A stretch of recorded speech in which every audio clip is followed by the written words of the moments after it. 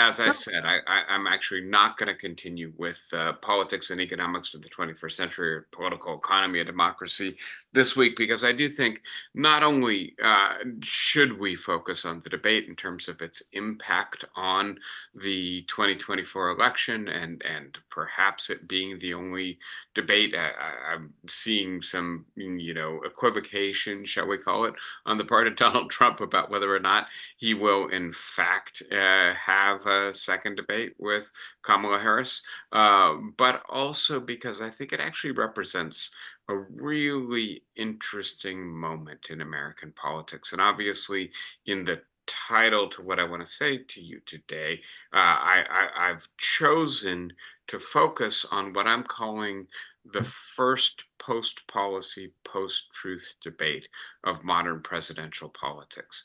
And I've chosen to go back to Francisco Goya's "The Death of Truth" or "Truth Has Died" etching, and you may be able to see the sinister folks there burying the truth dead but still radiant, and a figure from the church, right, blessing her, although probably quite happy to have the inconvenient truth in the ground as opposed to out walking around. And so when I say that this was a post policy, post truth debate, let me just start with a rhetorical question. Feel free to answer it if you want.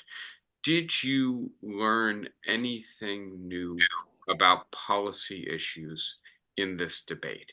Did you feel that the discussion, the exchange between the candidates in any way deepened your understanding of any of the urgent policy issues that the nation faces in 2024?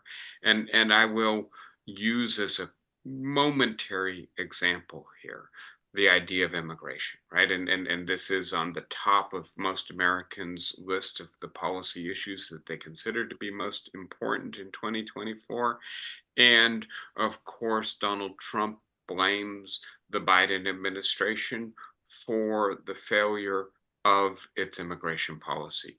Did you learn anything about what that immigration policy is or why Trump believes it failed? Alternatively, Kamala Harris indicates that the only reason that we still have a problem in late summer 2024 is because Donald Trump directed his allies in the Senate to kill legislation which would have repaired the immigration system.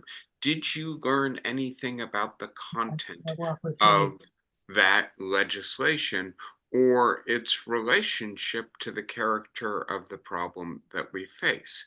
Is it the case that that legislation had provisions that would have, in fact, addressed the problem that we face? And until we know what that problem is, do you have any idea what kind of legislation is adequate to the task? That's an illustration, it seems to me, of the fact that both candidates in this debate chose to basically avoid any detailed discussion of policy or any discussion of issues that might help us to better understand why it is that their policy positions are rooted in their understanding of the nature of the problems that we face. Anne, I see you've got your hand up. Go right ahead. Anne, did you mean to have your hand up? Yes, No. I did. Okay. Oh, I'm sorry. Then please go ahead. To me, the nature of the debate where somebody has 2 minutes and then one more is impossible to really define any policy or even have a appropriate discuss. You can have a discussion in a 2 minute thing. Yeah, and so the format is already adjusted in advance to basically make substantive discussion difficult. Yeah. I don't want to say impossible, but I do agree with you. And then I would note that you can contrast what happens in previous debates, right? In the debates between Joe Biden and Donald Trump, between Hillary Clinton and Donald Trump, between Barack Obama and Mitt Romney.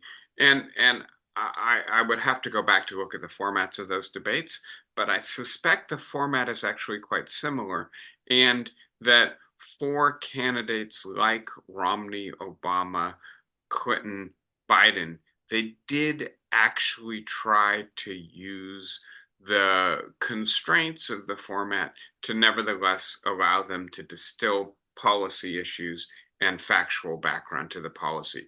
I believe there was even some of that from Donald Trump in 2016, right? And so yes, the format does not lend itself to this.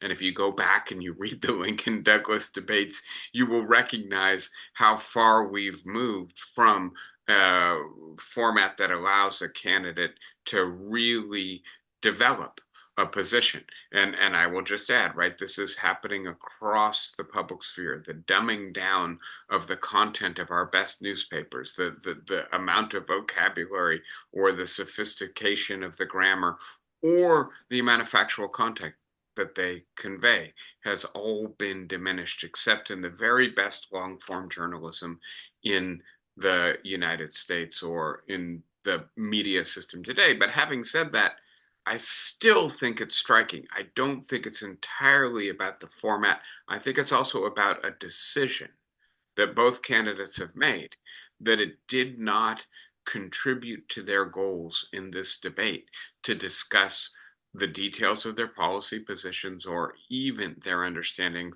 of the factual background to policy. Flossie, go ahead. You'll have to unmute yourself, remember. I remember Kamala asking us 1 or 2 years ago, um, speaking to the people of Venezuela or the people who are coming in from South America as well as Central, go home. Yeah. Go. No, it's not. Don't come. Don't come, I think is what she said. Don't come. Yeah. Don't come. That has to be explained. Yeah, I think it does have to be explained. And to be as clear as possible, right? You know, our immigration policy seems to have certain goals that need to be articulated, right? And so among those goals, right, the core humanitarian commitments of the United States, but also a commitment to prosperity and to acknowledging the fact that we are an immigrant nation and that our economy continues to have demand that we cannot actually meet. I don't want to have a sustained discussion of immigration today. I will point out to you that Canada adjusts the number of visas that it gives to unskilled, non-agricultural workers every year, right? And it does so on the basis of a census and having surveyed industries and looked at a bunch of economic data. The United States has not adjusted that number since 1996. We have to do it by statute.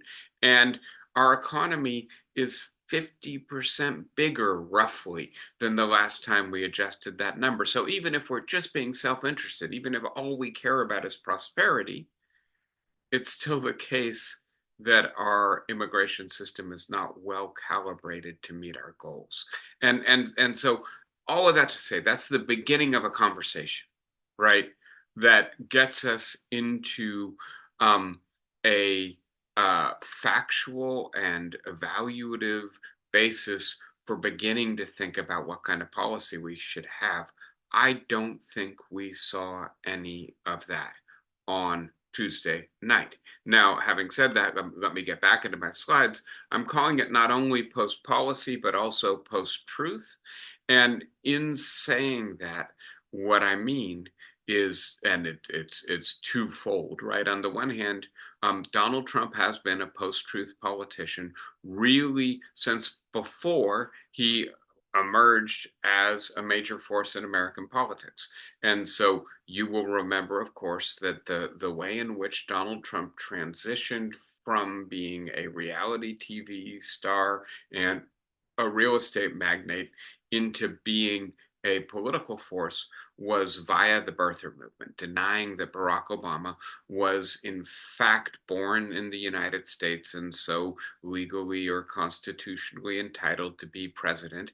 The assertion was that he was born in Kenya, and it was obviously false. There was no factual basis for it.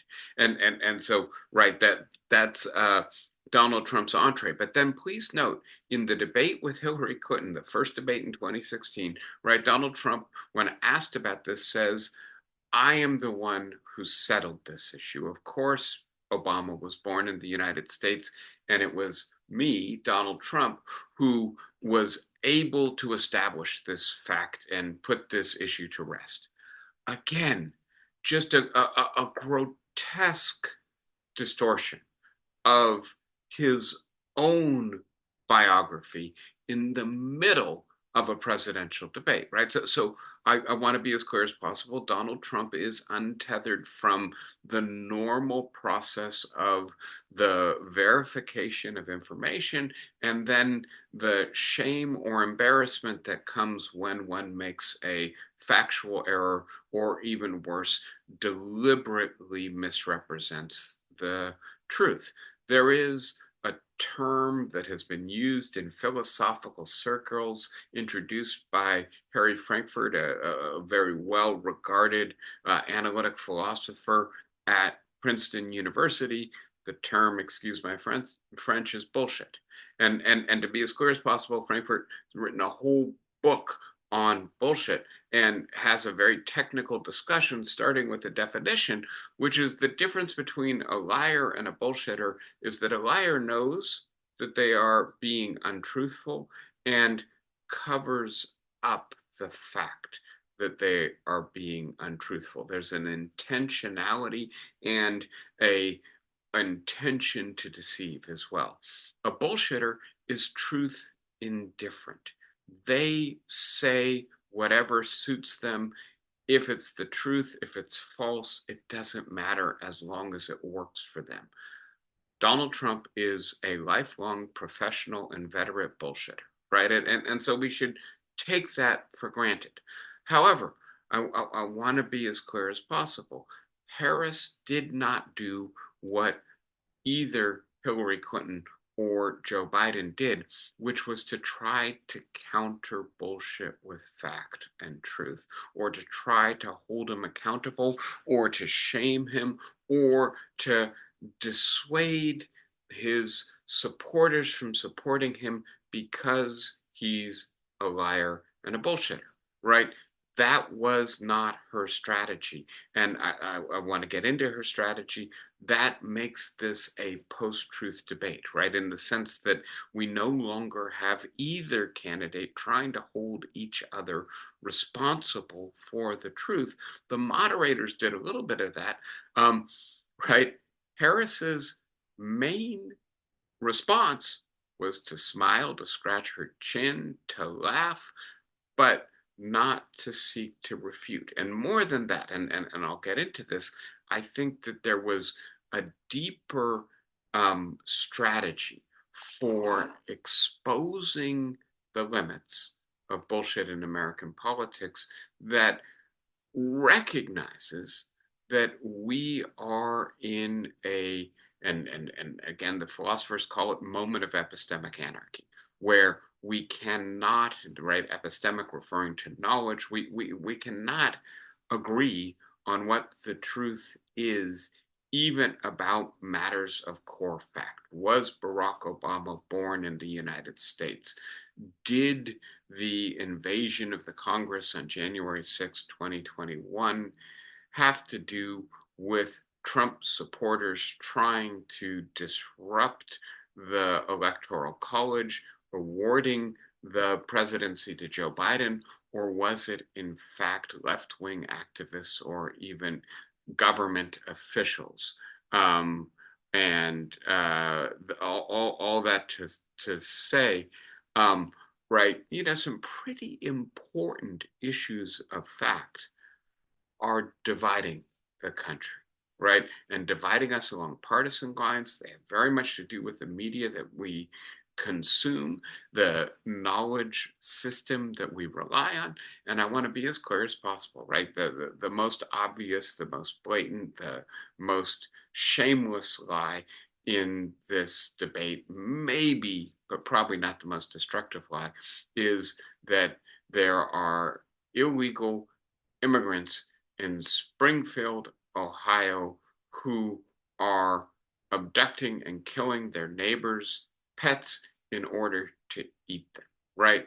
And to be as clear as possible, every aspect of it is false. There's very little, by the way, of undocumented or irregular immigrants in Springfield, Ohio. In fact, they are there with visas, with documents, with work permits, and they have been invited and recruited by I don't know, Renee, if you meant to do it, but you drew horns on Donald Trump, and everyone can see the way you're decorating his image.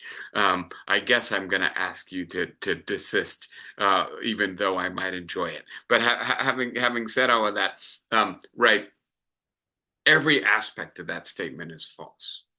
And by the way, it's creating real problems for the people in that municipality. And by the way, the reason the legal migrants were recruited to the city is because they need them economically, and it has helped their town, right? So just to be as clear as possible, right, that's what we get from one side. But I think from the other side, we didn't get an effort to refute the false claims and instead counter them with the truth.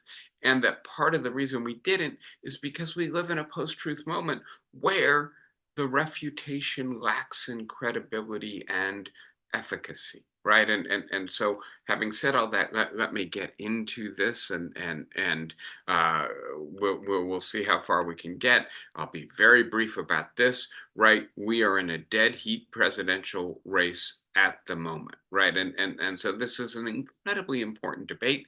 This maybe we'll have to see that we will have seen the two most important and consequential debates in the history of modern politics since the debates have been televised. I guess Kennedy, Nixon, and Carter, Reagan are on the short list. Obviously, Biden, Trump on that very short list. It knocked Biden out of the race. Will what Harris did on Tuesday evening amount to a game changer, right? We have a dead heat depending on which model, which poll you look at. Maybe there's a slight advantage for Harris. Maybe there's a little bit more of an advantage for Trump. Which way are 40 counties in Pennsylvania going to go? Maybe that decides the election, and the rest of us are just witnesses to, right, the effort to win this very peculiar little segment of the American electorate, the Trump Biden voters in relatively rural counties in Pennsylvania. But having said all that, I think that there could be something more significant that occurred Tuesday night, and we will have to see. But I wonder whether Harris found a different strategy for attacking a post-truth politician, a strategy that may open the door for entirely different dynamic in this political campaign, and maybe the beginning of the end of the era of Donald Trump in American politics. Having said all of that, let me not get ahead of myself. I'm going to spend a few minutes analyzing the debate. And I'm going to do so from both sides, right? So I'm going to ask, what was Donald Trump trying to accomplish, and did he do it? What was Kamala Harris trying to accomplish, and did she do it? And so in a debate, I would suggest, right, there are always pretty clear-cut objectives. usually in modern American politics, they're more negative than positive. You're trying to accentuate and really have the liabilities of your opponent be the most salient aspect of the debate, the thing that viewers really focus on and consider. And this was especially a risk for Kamala Harris because she comes in with roughly a third of Americans saying they don't feel that they really understand her policy positions or know her character and whether or not she's up to the job. And you add to that maybe the combination of the two are her policy positions expressions of deep convictions or just convenient campaign issues to get elected and maybe not actually going to be core commitments if she wins, right? So that opens the door, a really nice opportunity for Donald Trump to define Kamala Harris in the way he wants to, given the fact that many Americans feel they don't know her and are perhaps a little suspicious of her.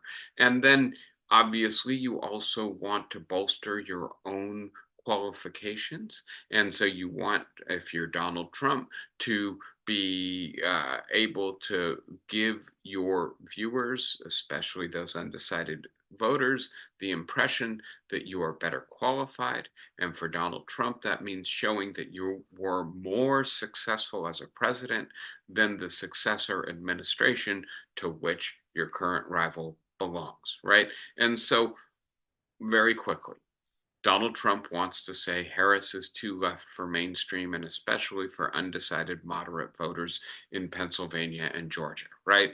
And so the idea is that the Harris of 2019 and 2020, Harris last time she ran for the presidency, when the Democratic Party was frankly as far left as it's ever been, in part because it's reacting against 4 years of Trump presidency, right? And so we're much more liberal about immigration, about police, about race in 2020 than we've ever been. That's when Harris is running for the presidency, and she ends up saying some stuff that frankly she wouldn't have said in 2018 and that she doesn't want to defend in 2024, make her own her positions from 2020 or account for why it is that she said stuff that she now retracts 4 years later. It's not a long time. Second thing that Trump wants to do, he wants to say she has to own the Biden record. Minute 105 of the debate, Trump says she is Joe Biden. And obviously, in a sense, this is false. Harris laughs at it. Look at me. I don't look anything like the man.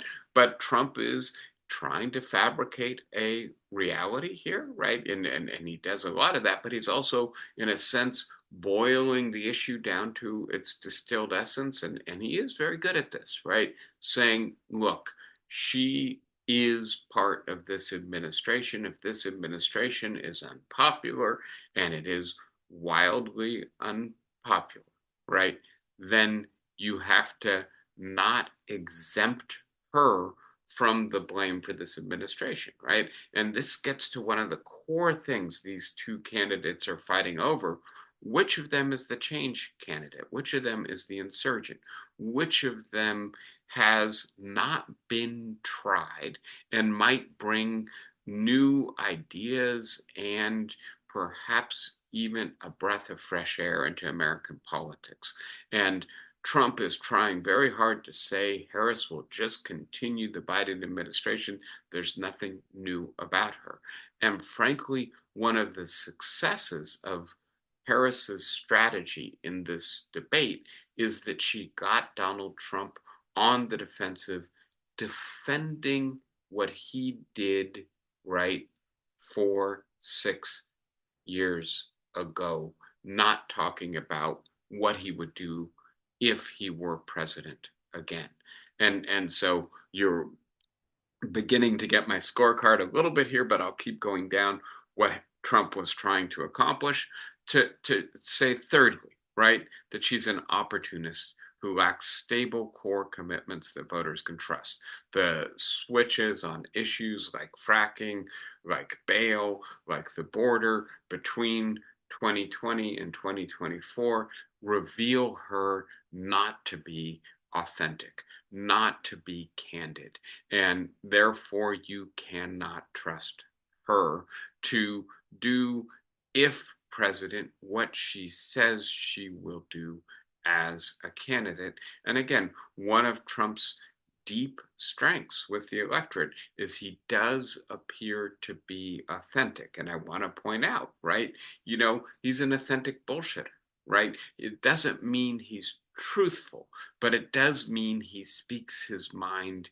As he says in the debate, I'm an open book. And while I don't necessarily agree completely with that. He's tying himself in knots over the abortion issue. The pretzel logic, the twisted logic of his position there makes it clear that he is, in fact, I think, trying to figure out how to square the circle. We'll talk more about that in a few minutes.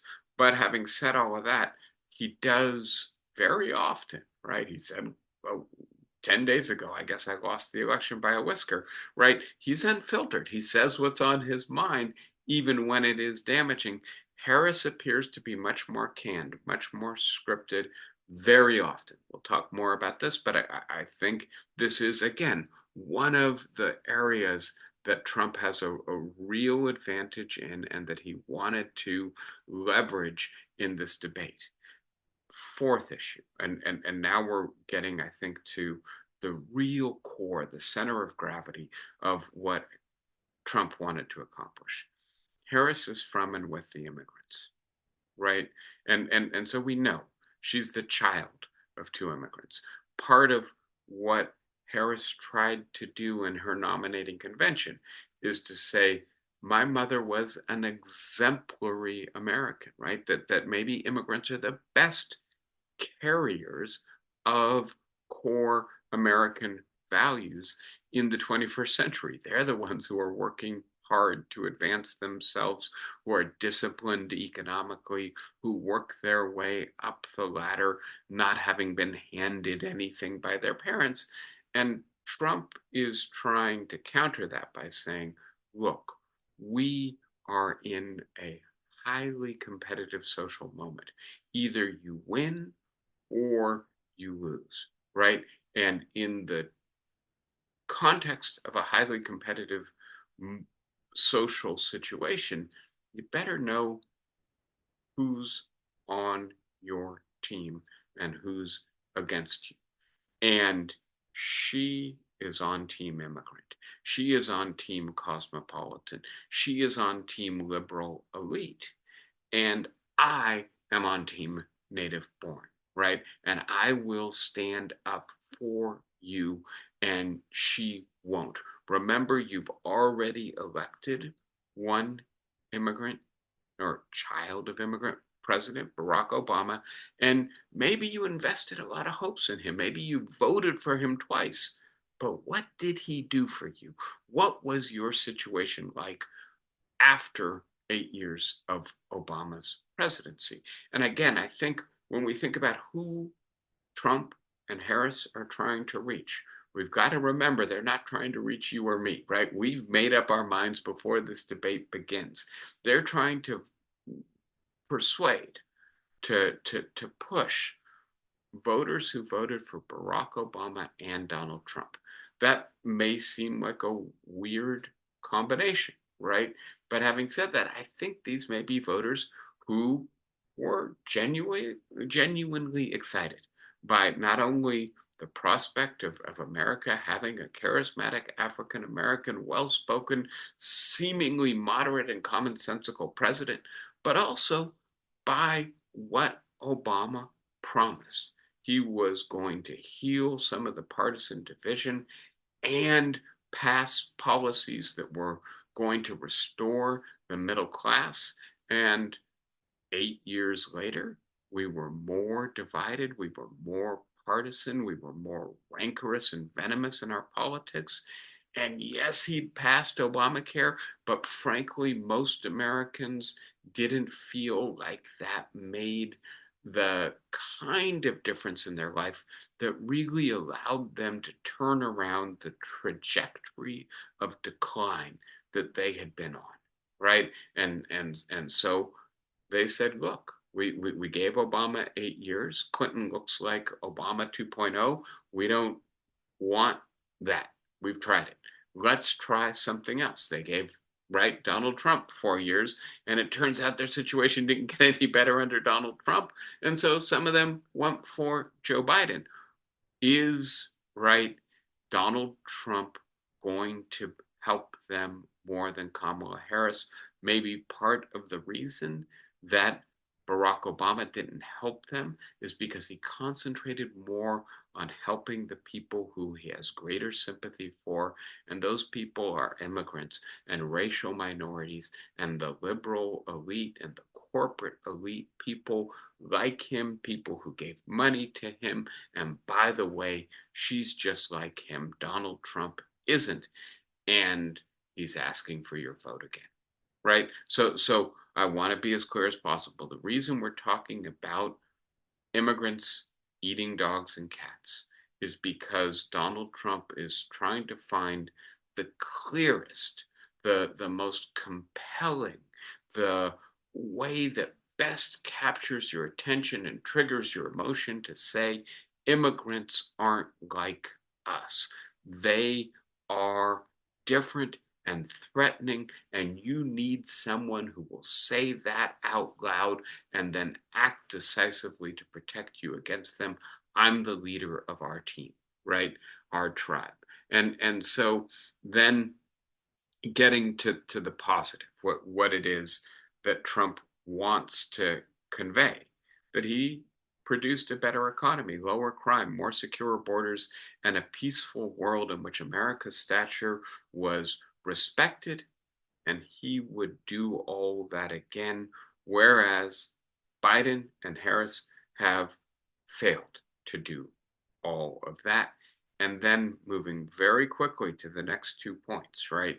This is because he's a strong leader, right? And please note that this is, I think, the core claim that he's making in a competitive world, in a world in which you win or you lose, in a world in which you have to know what side you're on. You also need a strong leader on your side, a dominant figure to win the struggle, right?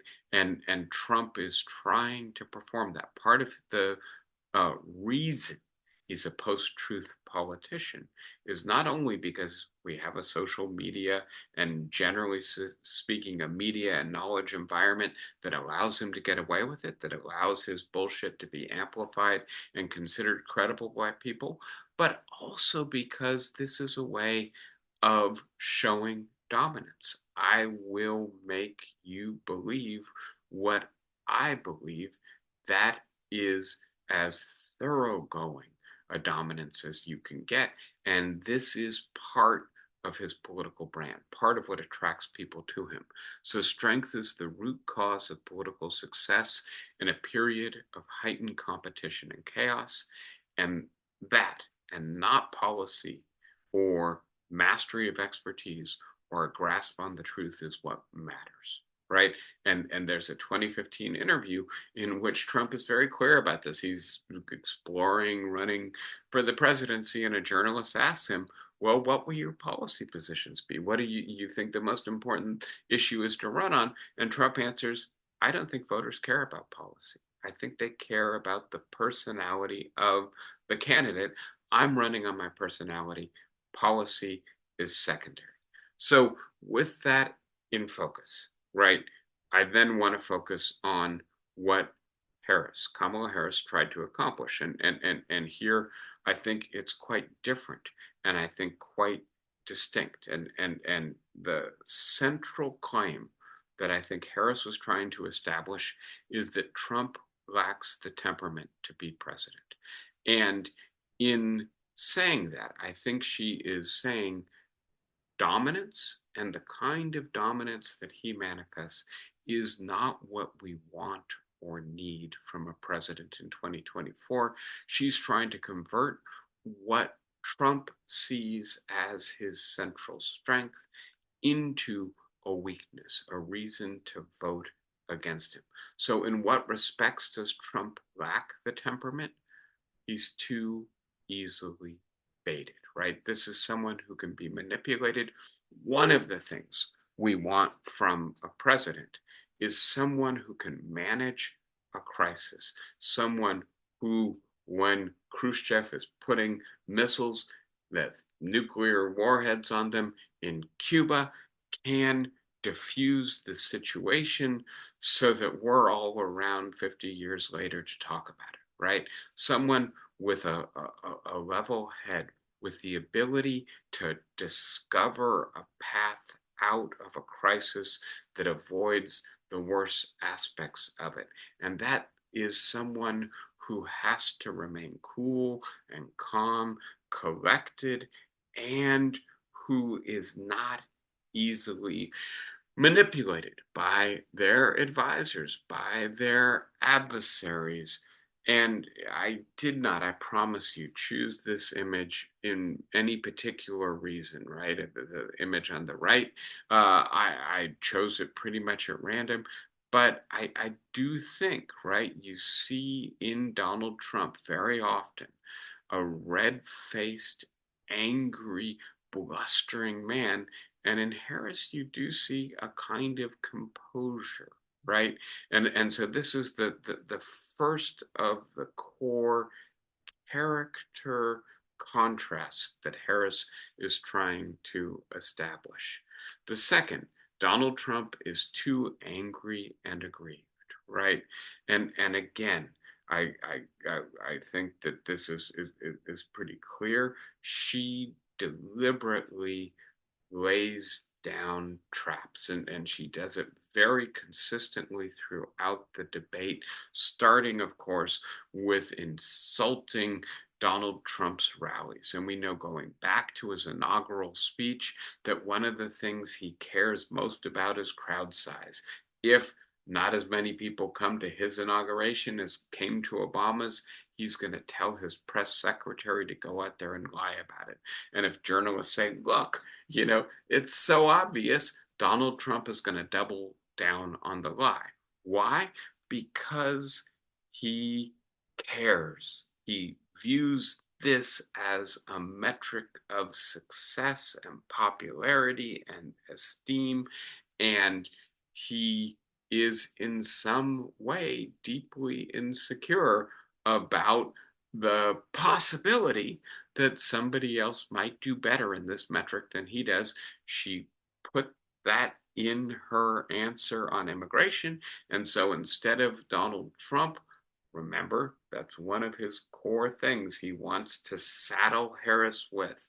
Her administration created an immigration crisis. He ends up talking about the crowd size instead. Why? Because he's too angry. The old cartoon image where you see the steam coming out of the ears. There were a couple times during that debate where you could just see the rage boiling up to the surface in Donald Trump. And again, I think when we ask what we want of a president, one of the things we at least sometimes want is a president who models for us the better potentials of our nature, right? Abraham Lincoln famously called it the better angels of our nature. And what Donald Trump showed is that in a society that appears to be exhausted with rage and division, he will govern from not his better, but his worse self, from the emotions that ultimately leave us feeling exhausted and demeaned, and that it's just not clear whether we want another 4 years of that. Third, that he has too little hold on reality. And please note, exactly in the same moment where he's talking about crowd size, the same answer, the same 2-minute slice of time he has, he starts talking about eating dogs and cats, right?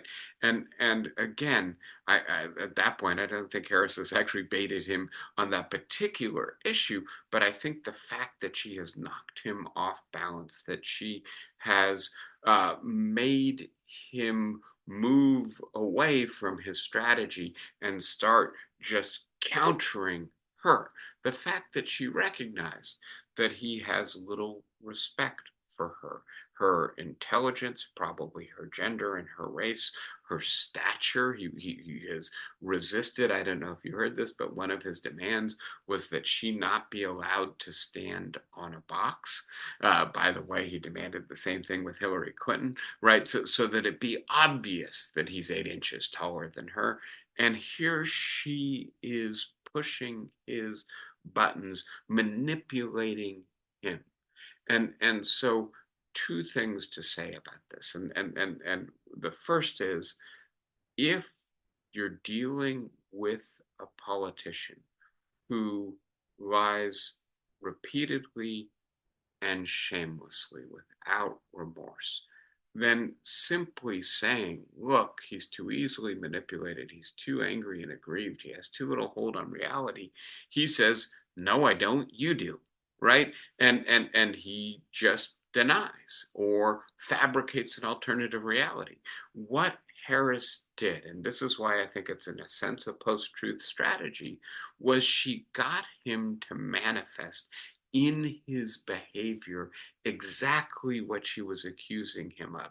He became the evidence for the case she was trying to build, that his temperament disqualifies him from being the president we should want in 2024. And so I do think that that's a fiendishly clever strategy. And I do think, frankly, it worked remarkably well. And it may just be, right, one of the ways in which Kamala Harris, more than Hillary Clinton, more than Joe Biden, is able perhaps to finally break the hold of Donald Trump on American politics. I'm not predicting that. I'm hoping that to be as clear as possible, because I don't think that this has been a beneficial hold. I think in many ways our politics are deformed and deranged because of Donald Trump's abiding influence, not only on his party, but on all of American politics. But please note how far Harris has had to go in his direction to be able to identify a strategy to counter him, right? She is not simply refuting him by pointing to the facts. She is taking a post-truth stance to deflate and ultimately refute a post-truth politician. What I will show you is him performing himself in this way, not all of the facts that are relevant to showing you what's going on in Springfield, Ohio. I'll leave that to the moderators. The other, I think, really important thing she's trying to do in terms of Trump's character or persona is to show that the aura of dominance is not deep. It's a veneer, that it can be punctured, and that when it's punctured, you see Donald Trump trying to puff himself up again. But frankly, and I'm sorry, that should be inflated, not inflate, right? That Trump is in fact inflated. He's all bravado, and ultimately underneath it all, he's actually quite fragile. And again, getting him into a corner, getting him off balance, you see him just blustering, right? It's all bully and bluster. It's not actual deep and genuine strength. Again, trying to take what Donald Trump considers to be his central advantage in this political moment. He is strong, he is successful, he is dominant, and get him to perform himself in a way that refutes or undermines the credibility of that stance.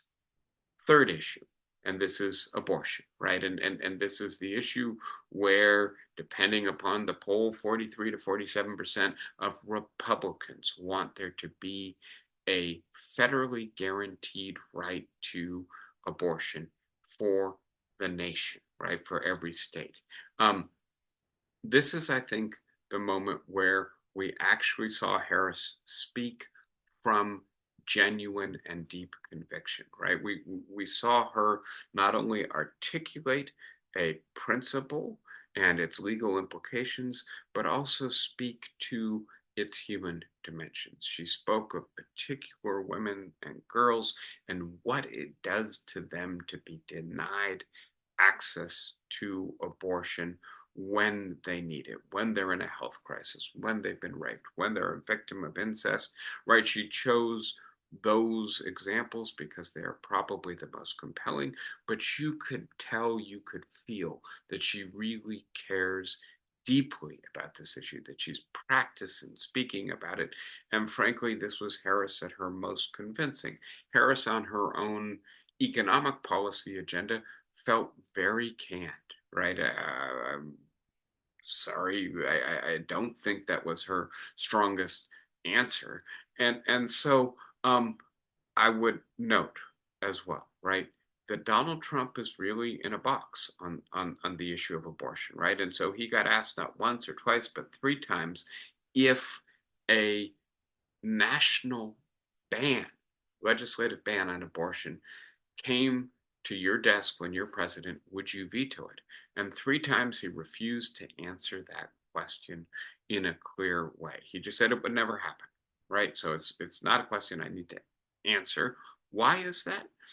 Two reasons, right? The right dilemma he's in has two forks. On the one hand, he knows that a large portion of his own party, especially suburban women in Pennsylvania and Georgia who he needs to win this election, want a federal right to abortion, right? And so he loses important voters if he says, yes, I'd veto that legislation. And on the other hand, he does not win this election without the support of evangelical pro-life voters. And to be as clear as possible, they've given him a lot of latitude because they believe he's doing what he needs to do to win the election. But ultimately, a second Trump term would be just like the first Trump term. He would be the most reliably and effectively pro-life president the United States has ever had. And if he says that he would veto that legislation, they got to ask, wait a sec. Is he really who we thought he was? How far is he going to go to win this election? Is he really going to completely abandon his previous pro-life stance? To hold Trump accountable for the past abuse of power and threat to democracy, obviously the effort to overturn the election and indicate that a second term from Trump might be even more dangerous in this regard, that he would not obey the rule of law, that he might not respect the will of the people if he or his successor were to lose in 2028, right? And I'm going to get back to that because I think this is extremely important and, again, extremely effective. Harris's economics plans work better. Trump's may not work at all. Again, this was not a policy debate. And the marginalization of the thing that the electorate indicates is the single most important thing for it in 2024, the economy. And the fact that Harris did not spend much time indicating what her economic policy would be, why it would work, or why it mattered to her. And so she did an interview last night, and again, I'm the child of middle class parents. You know, my other mother was a small business owner. I want tax cuts for people or tax incentives for people who start small businesses. She says it rote, like she's reading a script without much passion, without much conviction. And frankly, I think that speaks to her strategy in this debate.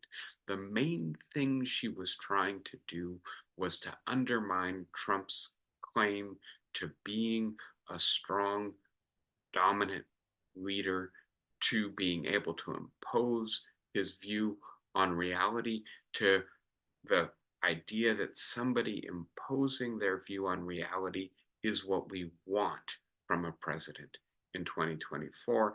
And that meant that she frankly didn't take advantage of the limited opportunities she had to better define herself in terms of policy, to better define herself in terms of her character. And I think that she probably executed a good strategy here, right? In the sense that's probably what Trump was anticipating she would do. If she did that, perhaps he would have gone back into his groove, regained his composure, and done better after the initial lapses. Keep him off balance, keep him on the defensive, keep baiting and triggering him. And the cost of doing that is that it's pretty hard to develop your own policy positions. Harris also needed to show she had the temperament and qualifications to be an effective president.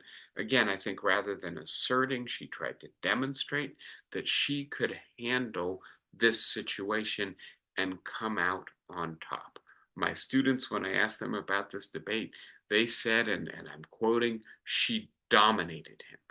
And I don't really like that language, but the idea that in going toe to toe with Donald Trump, Harris got the better of Donald Trump. 2/3 of people surveyed seem to think that that's what happened, may be enough to qualify her to be a president. As far as undecided voters are concerned, she passed that test.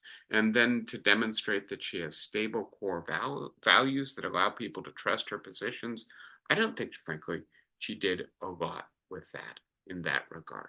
Now, in the limited time remaining, okay, this is not going to work, is it? So I was hoping to actually show you this, and I was worried that this would happen. Okay, good. Show you that clip, but I have never been able to make that work. So let me read Harris as opposed to letting her speak in her own language. She's asked about his intimidation or alleged intimidation of people who are working for her, and she pivots. And please note there was a lot of answering the question you wanted to answer as opposed to the question you were asked in this debate. Here's Harris's answer. Donald Trump was fired by 81 million people. So let's be clear about that. And clearly, he's having a very difficult time processing that. But we cannot afford to have a president of the United States who attempts, as he did in the past, to upend the will of the voters in a free and fair election. And I'm going to tell you that I have traveled the world as vice president of the United States, and world leaders are laughing at Donald Trump. I have talked with military leaders, some of whom worked with you, and they say you're a disgrace, right? There she is again, right? Trump actually trotted out the old Reagan line, there you go again. He should have repeated that to himself at this moment, right? Baiting him, right? Pushing his buttons, recognizing exactly what it is that he is going to see red about and lose track of his own strategy, just come charging like a bull at her over this. And then she pivots back to really what she wants her viewers to take away. And you will note, it's why I wish I could play that clip for you. When she says these two lines, she looks at Donald Trump. When she pivots back to what she wants the viewers to take away, she looks back into the camera. And when you then talk in this way in a presidential debate and deny what over and over again are court cases you have lost because you did in fact lose that election, it leads one to believe that perhaps we do not have in the candidate to my right the temperament or the ability to not be confused about fact. That's deeply troubling, and the American people deserve better. I just think this is an ingenious way to make Donald Trump's post-truth stance the focus of the debate, to tie it to democracy. He cannot accept that he lost this election.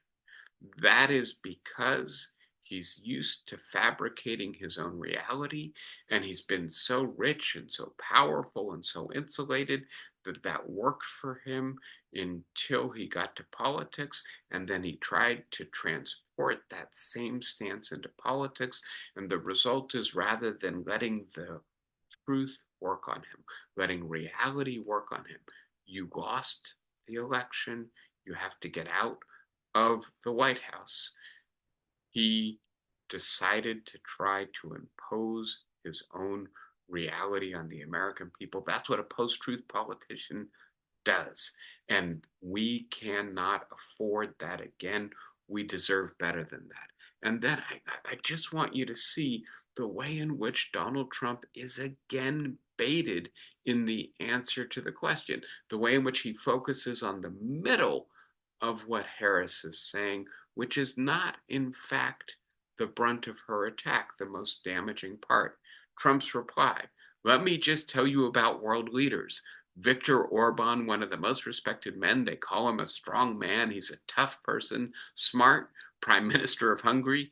They said, why is the whole world blowing up? 3 years ago, it wasn't. Why is it blowing up? He said, because you need Trump back as president. They were afraid of him. China was afraid with him, afraid of him. I'm boiling this response down to its essence, not going into the examples. North Korea was afraid of him. He said Russia was afraid of him. Look, Viktor Orban said it.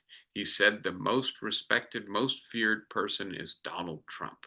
We had no problems when Trump was president, but when this weak, pathetic man that you saw at a debate just a few months ago, that if he weren't in that debate, he'd be running instead of her, she got no votes. He got 14 million votes. What you did, you talk about a threat to democracy. He got 14 million votes and they threw him out of office. And you know what? I'll give you a little secret. He hates her. He can't stand her. Now, this is a man who is rattled, a man who has lost his cool, who, right, is digressing in his answer to the question. But even more than that, this is a man who is trying deeply to avoid the fact that the Republicans have no platform, right? If they have a policy agenda, it's Project 2025, right? Who is Project 2025 modeled on? Who does it repeatedly refer to? Viktor Orban, right? He walks right into this trap of saying the one world leader I can point to who does still respect me is Viktor Orban, right? And so I do think we'll have to see. But Harris figured out the best, I don't know if it's the best, but her strategy for countering a post-truth politician is not to try to refute them, not to try to counter falsity with truth, because frankly, in the moment we're in our politics, too many people are immune to hearing the truth. What she tried to do instead was to get him in his behavior, in his lack of composure, in what he said, but as much as anything in the way he spoke and how he appeared, to manifest the fact that he is all bully, all bluster, disconnected from reality, and therefore dangerous as a politician, therefore divisive, mean, angry, not what we want from a president in 2024. It was, I think, a very illuminating debate. We will have to see. We won't know for 2 or 3 weeks, right, whether this moves the polls. I'll say one more thing here very quickly. I have a slide on this. Let me get back into my slides for a second to show you what I was going to say. I'm hoping my slides will cooperate with me. What I want to say, and this is, did I go all the way back to the beginning of my slides? Okay, that'll let me get there easily. Um, the this debate, right, is so by so far the earliest debate, right, in the history of modern presidential debates, right? So please note the first debate was at the end of June, right? There has never been a debate in June or July or the first half of September. Of course, the second debate was in the first half of September, right? And so I think the other debates that have been early are still 2 weeks after that.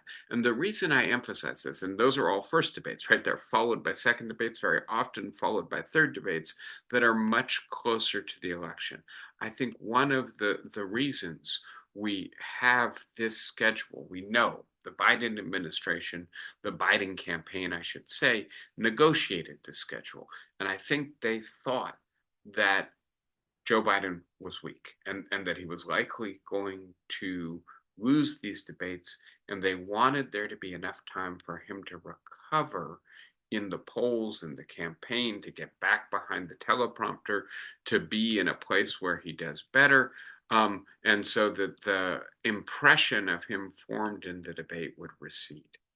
I think one of the worries is that the impression of Donald Trump formed in this debate recedes between now and early November. But I do think it's possible that Kamala Harris just stuck a pin in Donald Trump. We will have to see. I don't think we'll know in terms of the polls for probably another week or two really how this influences the American public. I will just point out one other thing about the polling, right? Harris jumped up when she replaced Biden. She started to come back down.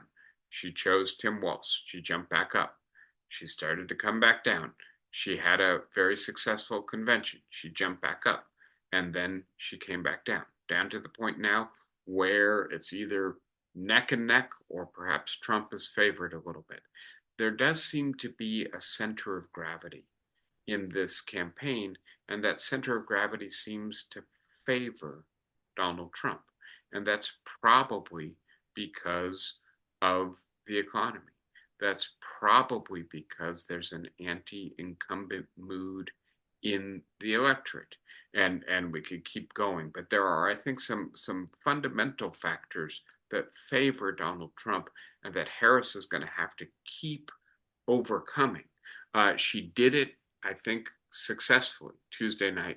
We'll have to see how long that lasts. One final thought. If, and I think this is quite clearly the case, Donald Trump is still struggling to figure out how to campaign against Kamala Harris, right? And if part of what Kamala Harris entering the debate, the campaign has done, replacing Joe Biden, is really throwing Donald Trump off balance, did what she did in the debate keep him off balance? And how long does it keep him off balance? I'll stop there. David, I see you've got your hand up. Why don't you ask the first question today? Go ahead. Am I? You're unmuted, yes. Yeah. I just wanted to point out the fact that people criticize Kamala for not being specific on policy, but no one criticizes Trump for being equally as general about his policy things. If you listen to what he says, it's about the same level of specificity as Harris. And no one questions him. Maybe they don't expect him to do that. And maybe they do expect Harris to do that. I'm just not sure. But I find that there's a double standard with respect to that in terms of how the people react to her. I don't disagree. I'll just point out, of course, tariffs are a silver bullet that solves every policy problem that we have. And so all Trump needs to say is tariffs and build the wall or round them up, right? Get rid of the immigrants, keep the foreign goods out, and everything else will be fine. And please note, right? I'll say a little bit more about this. Trump essentially evacuated the detail from the Republican Party platform, right? He got rid of all of the policy stuff, and after he did that, he gives himself the latitude to more or less say whatever he wants to say. In Nevada yesterday, he said, look, 80% of the land in Nevada is owned by the federal government. If I'm elected, I will license it for the construction of affordable housing. Now, I have to say two things. And again, I think there were opportunities Harris missed. One of them was to say, Donald Trump has a few good ideas. And I'll acknowledge a good idea when I see it, no matter where it comes from. The tariffs on China were not a bad idea, and my administration would continue them. Um, I think the risk in that is it lets maybe Trump get back on stride. But having said that, I don't think that's a bad idea, right? There's an affordable housing crisis. The federal government owns a lot of land, but you need a policy, right? You can't just wave a wand and make this happen. So yes, Trump is very light on the details of his policy. Harris has more details, but she doesn't seem to think it matters to win who she needs to win to talk about policy details. And again, I'm saying this was the first post policy presidential debate I've seen. And that's in part because both candidates have decided that their strategy does not need them to talk about policy in any detail. Hannah, you've got your hand up. Go ahead. Yes, we talk about Harris unnerving Trump, but what she has to do is unnerve his supporters. And I don't know that she's even attempted to do that. Well, I'm not sure I would put it that way, unnerve his supporters. But by unnerving him, she hopes to show his supporters that they shouldn't withdraw their support from him, right? And either stay home or vote for her. And the way she does that is by saying, look, this is who this man is going to be. And when he's out on the campaign trail, rambling and joking and free associating and making stuff up, and you go to his rally kind of the way you might go to a rock concert or a comedy show, it's easy enough to forget what it was like to have him as president. Let me try to put him in a situation that brings out the attributes that led him to lose an election, despite the fact that he had had 3 years of remarkable economic growth and stability as the president. Remember, Trump losing is in certain respects highly unusual. The pandemic has a lot to do with that. And then the fact of Trump's chaotic response to the pandemic, the fact that his immigration policy, though it kept immigration down, or at least irregular or undocumented immigration down, also involved a great deal of cruelty and chaos and stuff that I think many of us are ashamed of. And so to remember, this is what happens when somebody governs from anger and grievance. So Hannah, I hope maybe that speaks a little bit to get the supporter of Donald Trump to believe that your policies are better than his policies. I think Harris has decided is maybe a bridge too far. To remind them of why they disliked Donald Trump and ultimately voted him out of office despite some of his success, I think that was her strategy. I don't know if it will work, but I think, again, part of what she's trying to do is to say, I'm the new person. Let's turn the page on the Trump era in American politics. In many respects, the Trump era not only gave us Donald Trump, but also gave us Joe Biden.